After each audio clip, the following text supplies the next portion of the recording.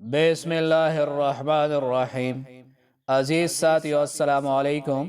سیرت انفو میں آج ہم آپ کو روزے کے 11 غلط فہمیوں کے بارے میں بتانے والے ہیں۔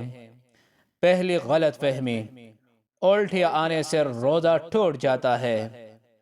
درست مسئلہ، از خود کتنی ہی الٹی یا قے آئے روزہ نہیں ٹوٹتا، البتہ خود قصدن یعنی جان بوجھ کر، مثلا انگلی وغیرہ منہ میں ڈال کر کی اور وہ منہ بر ہو تو روزہ ٹوٹ جاتا ہے۔ دوسری غلط فہمی، حالت روزہ میں اختلام ہو جائے تو روزہ ٹوٹ جاتا ہے۔ درست مسئلہ، حالت روزہ میں اختلام سے روزہ نہیں ٹوٹتا۔ تیسری غلط فہمی، کچھ لوگ سمجھتے ہیں کہ تھوک یا بلغم نکل جانے سے روزہ ٹوٹ جائے گا یا مکروہ ہوگا، اسی بنا پر وہ بار بار تھوکتے رہتے ہیں۔ درست مسئلہ، تھوک اور بلغم جب تک منہ میں ہے ان کو نگلنے سے روزہ نہیں ٹوٹے گا۔ ہاں، منہ سے باہر مثلا ہتھیلی پر تھوک کر پھر منہ میں دوبارہ ڈالا تو روزہ ٹوٹ جائے گا، اور ایسا عام طور پر کوئی نہیں کرتا۔ چوتھی غلط فہمی، کچھ لوگ روزہ میں تیل، خوشبو لگانے اور منہ زیر ناف صاف کرنے کو درست نہیں سمجھ رہے ہوتے۔ درست مسئلہ، یہ کام روزہ کی حالت میں جائز ہے۔ سرما لگانے سے بھی روزہ نہیں ٹوٹے گا، البتہ کاجل کا حکم سرما والا نہیں، کاجل سے پرہیز کیا جائے۔ پانچویں غلط فہمی، رمضان میں سحری میں آنکھ نہ کھلے اور سحری کھانا چھوٹ جائے تو روزہ نہیں ہوتا۔ درست مسئلہ، سحری روزہ کے لیے شرط نہیں، رات میں نیت کر لی جائے یا پھر زوال کا وقت شروع ہونے سے پہلے نیت کر لی تب بھی ٹھیک ہے، لیکن سحری کا وقت ختم ہونے کے بعد نیت کی جائے تو 3 چیزیں خاص مد نظر رکھی جائیں۔ اول یہ کہ روزہ بند ہونے کے بعد سے نیت کرنے تک قصداً کوئی منافی روزہ کام مثلا کھانا پینا وغیرہ نہ کیا ہو۔ دوسرا یہ کہ یہ نیت کرے کہ میں روزہ بند ہونے کے وقت سے روزے سے ہوں۔ تیسرا یہ کہ زوال کا وقت شروع ہونے کے بعد نیت نہیں ہو سکتی۔ چھٹی غلط فہمی، رات میں غسل فرض ہو جائے تو اب روزہ شروع ہونے کے بعد کھلی یا ناک میں پانی افطار کے وقت ہی ڈالیں گے۔ درست مسئلہ، روزہ شروع ہونے سے پہلے غسل فرض ہو یا روزہ میں اختلام ہو جائے تو غروب کا انتظار نہیں کریں گے۔ روزہ کی حالت میں نہانا ہو تب بھی غسل کے تمام فرائض ادا کیے جائیں گے۔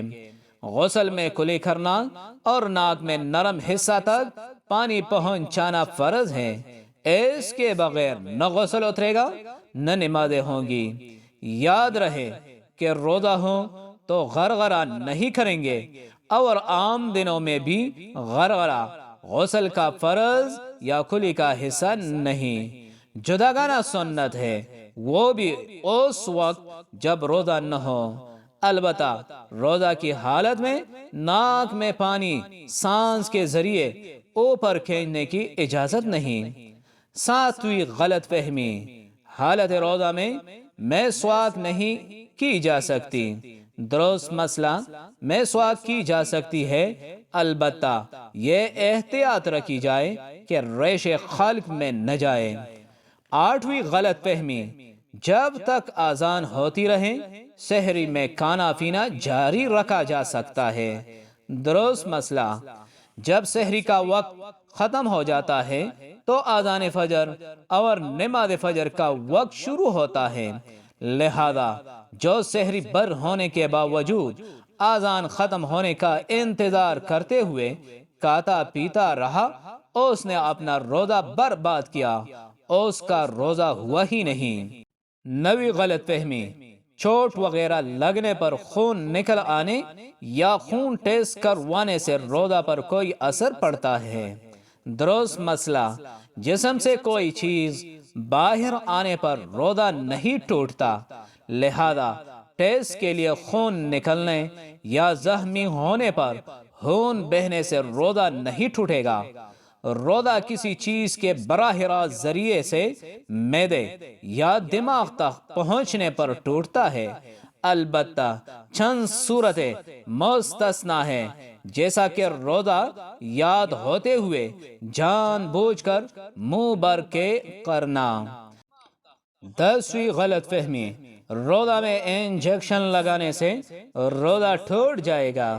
درست مسئلہ، اگر یہ سوچ ان علماء کی پیروی کی وجہ سے ہے جن کا موقف یہی ہے تو ٹھیک ہے، البتہ جو قوی اور مضبوط دلائل ہے ان کی روح سے انجیکشن لگانے سے روزہ نہیں ٹوٹتا۔ شدید ضرورت ہو تو ڈریپ بھی لگائی جا سکتی ہے۔